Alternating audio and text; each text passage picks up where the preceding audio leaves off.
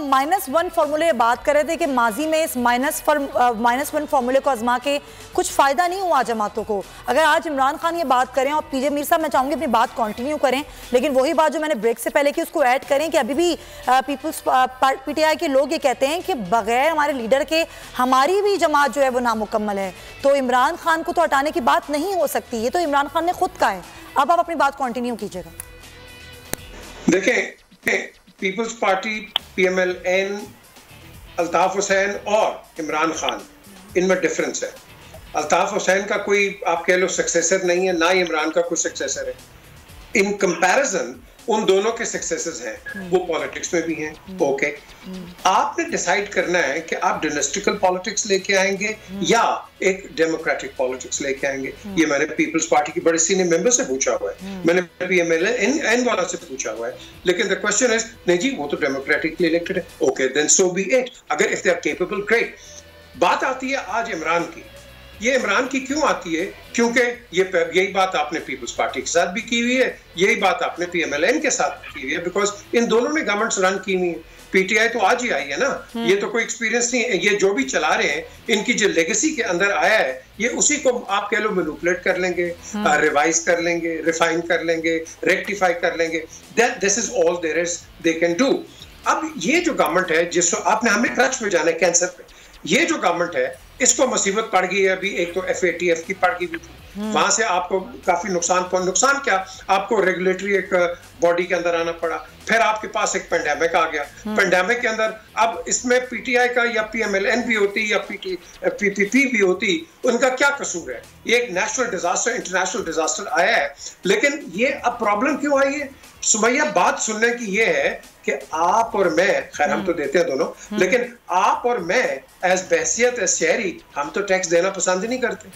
अब आप मुझे बताओ, इमरान, जरदारी या नवाज शरीफ या कोई भी आएगा, क्या अपनी जेब से पैसा देगा? वो तो टैक्स के पैसे से गवर्नमेंट चलती है पूरी दुनिया में।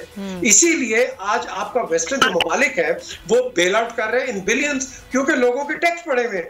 आपने यहाँ, आपका तो टैक्स कलेक्शन ही खराब है, आपका टैक्स मेथड ही खराब है। तो हमने इस पे फ्यूचर के लिए बात करनी है।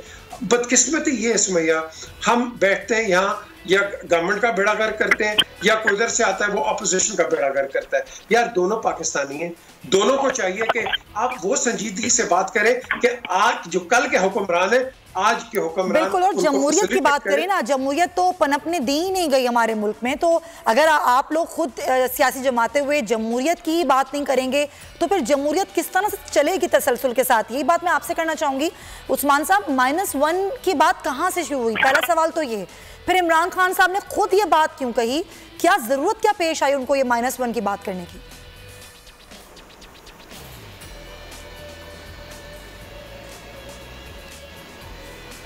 जी उस्मान साहब को मेरी आवाज पहुंच रही है?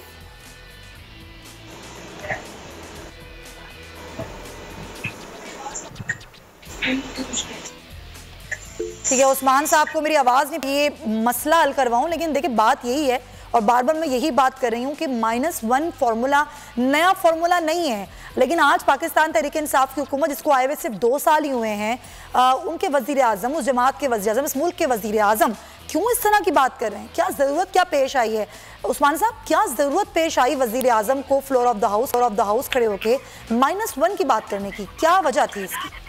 अच्छा सुमैया, जब मैं सिर्फ चाहूंगा कि जैसे अभी 1-2 मिनट आप मुझे दें ताकि मैं इस पूरे पर्सपेक्टिव को क्लियर करूं। ऐसे तो सारी लीडरशिप ने बारहा इसको क्लियर किया है। देखिए, क्योंकि पिछले तकरीबन 2-3 माह से जो अपोजिशन के रहनुमा हैं, और ये मैं ऐसे नहीं कहता हूँ कि लफाजी के लिए, ये मुत्तहिदा अपोजिशन बराए तहफ़्फ़ुज़ के जो लीडरान हैं, सो कॉल्ड, किसी के वालिद साहब अंदर हैं, किसी के चचा अंदर हैं, किसी के भतीजे भागे हुए हैं, किसी के भाई भागे हुए हैं, किसी के पिछले सारे जो खानदान है वो टब्बर का टब्बर चोर निकल आया है। ये सारे मिलकर समझते हैं कि इमरान खान ही एक वाहद आदमी है जो शायद इत्तेसाब की बात करते हैं। इमरान खान ही शायद वो वाहद आदमी है, अगर इसको रास्ते से हटा दिया जाए तो हमारा तो नस्लों तक का रोजगार खुल जाएगा। तो इमरान खान जो पिछले 2-3 महीने से जो अपनी नैरेटिव बना रही है कि शिल्पी इमरान खान से इत्तेफाक करना चाहते हैं, कोई इदारे तो करना ही नहीं चाहते, तो वज़ीर आज़म उसको पुश करते हैं। तो इमरान खान के सच्चे आदमी हैं, वो ऑर्थोडॉक्स पॉलिटिशियंस नहीं है जो आपके बिल्कुल रवायती जो कम्युनिस्ट की पार्लियामेंट में खड़े होकर कहा कि खुदा न खास्ता अगर इमरान खान ना भी रहे वज़ीर आज़म तो इसके बाद जो लीडरशिप आएगी वो भी पे ऐसे ही डट के खड़ी होगी। तो ऑपोजिशन जो है किसके खिलाफ? सिर्फ ऑपोजिशन के खिलाफ क्यों डट के खड़ी होगी? जब अपने ही लोग पैसे बना रहे हैं, अपने ही लोगों के नाम आ रहे हैं, रिपोर्ट्स में नाम आ रहे हैं, तो फिर ये तो नहीं कहना चाहिए कि ऑपोजिशन के खिलाफ डट के खड़ी होगी, बल्कि उस हर शख्स के खिलाफ डट के खड़ी हो जो कि करप्शन कर रहा है, चाहे वो अपने ही लोग क्यों ना हो। उस्मान साहब, अपोजिशन का लफ्ज जो प्राइम मिनिस्टर ने भी इस्तेमाल किया, मैं भी कर रहा हूँ, क्योंकि प्रेडोमिनेंटली आज तक मैं आपको भी चैलेंज कर रहा हूँ सुमैया, ये टेलीविजन पे अक्सर कहा जाता है जी हमारे इर्द गिर्द लोग ऐसे हैं, कोई एक आदमी मुझे बता दीजिए जो हमारी हुकूमत का हिस्सा है, वजीर आजम के खानदान से ताल्लुक रखता हो। नंबर एक, कोई एक आदमी जिस हुकूमत का हिस्सा है उसने कोई मॉनेटरी बेनिफिट फ्रॉड से लिए हुए हैं, जो 56 कंपनियों टाइप को काम कर रहा है, जिसने मुश्ताक चीनी से फ्रंटमैन रखे हुए हैं। देखिए इस अपोजिशन का मसला क्या है, इन्होंने इमरान खान की बहन के ऊपर बेहुदा कभी इल्जाम लगाए हैं सिर्फ इसलिए कि अपनी चोरी को इक्वल करने के लिए। अगर अलीमा खान के ऊपर एक बात भी साबित कर सकते हो, इनको कोर्ट में जाना चाहिए। मेरा वजीर आजम, मेरा लीडर, चले आपका पॉइंट आ गया। आप ये कहते हैं ये कोर्ट में जाएं और साबित करें। अभी IPPs के नाम पर अरबों रुपए बनाए गए, कोई पूछने वाला नहीं है। रज़ाक दाऊद साहब का नाम आ गया है, उस्मान बुज़दार का नाम आ गया, असद उमर का नाम आ गया है, कोई पूछने वाला नहीं, नदीम बाबर का नाम आ गया है। चले सर, सही है सर, आपका पॉइंट आ गया सर, आपका पॉइंट है। मैं भी कुछ बता दूं सर, मेरी सुन लें, फिर अपना पॉइंट दे दीजिएगा, मैं आपको पूरा मौका दूंगी।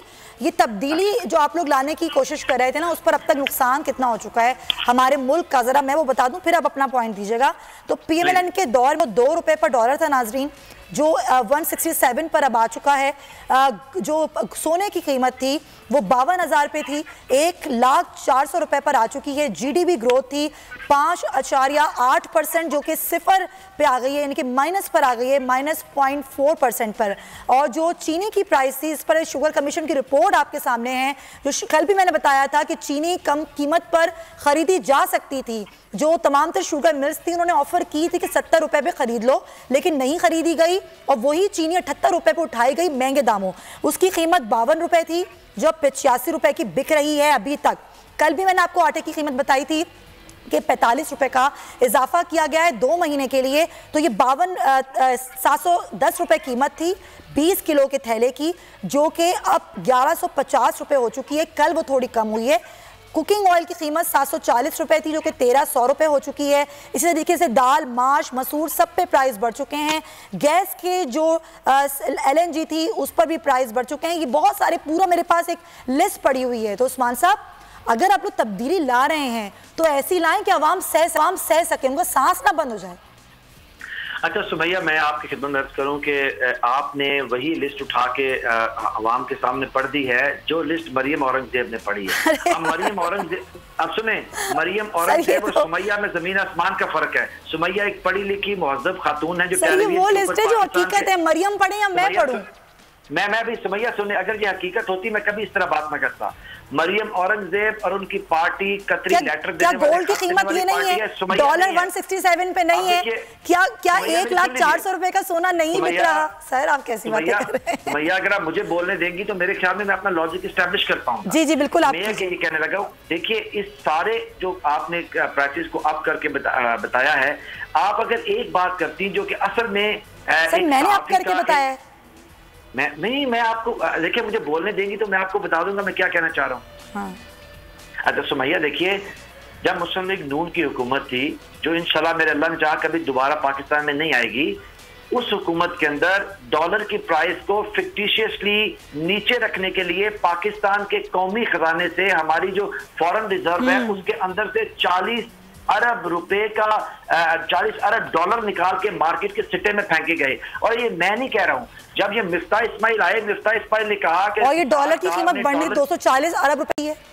देखिए आप मुझे पहली बात तो मेरी समझ लीजिए कि मिफ्ता इस्माइल ने कहा कि डॉलर की प्राइस को इसाक डार ने फिक्टिशियसली जाली तौर पे एस्टैब्लिश रखने के लिए, कायम रखने के लिए 40 अरब डॉलर जो थे वो झोंक दिए। आप मुझे बताएं कि जब हमने इसको रैशनलाइज किया तो प्राइसेस को अप आना था, लेकिन आप मुझे बताइए कि ये भी जरूर याद रखिए कि मुस्लिम लीग नून ने सर, मैं सब याद रखूंगी, मैं बार बार सवाल करूंगी, सब कुछ याद रखे।